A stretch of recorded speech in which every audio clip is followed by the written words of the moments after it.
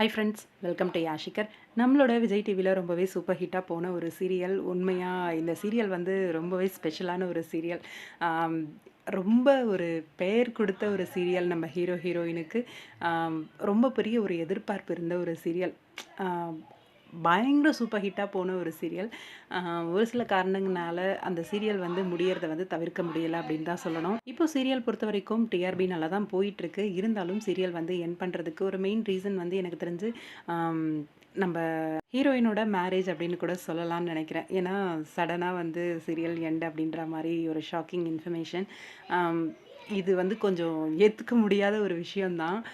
Serial வந்து இவ்வளோ நல்லா போயிட்டுருக்க ஒரு சீரியல் சடனாக எண்ட் பண்ணுறாங்களே அப்படிங்கிற மாதிரி. ஆனால் இது இப்போ இல்லை, கொஞ்ச நாள் முன்னாடியே தெரிய வந்தது தான் சீரியல் வந்து எண்ட் ஆக போகுது அப்படின்னு சொல்லிட்டு. ஆனால் சீரியல் பொறுத்த வரைக்கும் ஸ்டோரி வந்து ஏனோ தானோன்னு கொண்டு போய் சீரியலை வந்து முடிக்கணுமே அப்படின்னு முடிக்கிறது, டிஆர்பி கம்மி அப்படிங்கிறது முடிக்கிறது, அந்த மாதிரியெல்லாம் இல்லாமல் டீசெண்டாக நல்லா போயிட்டுருக்கும் போதே சீரியலை வந்து என் பண்ணலாம் அப்படின்னு முடிவு பண்ணி என் பண்ணுறது ஒரு நல்ல விஷயம். எனக்கு தெரிஞ்சு அக்ஷயா வந்து ஒரு லாங் கேப் இருக்கும், கொஞ்சம் கேப் இருக்கும்.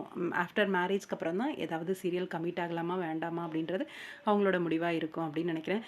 கண்டிப்பாக அக்ஷயாவோட மேரேஜ் அனௌன்ஸ்மெண்ட் வந்த உடனே சீரியல் எண்ட் ஆக போகுது அப்படிங்கிற அப்டேட் வரும் அப்படின்னு சொல்லி எதிர்பார்த்தது தான்.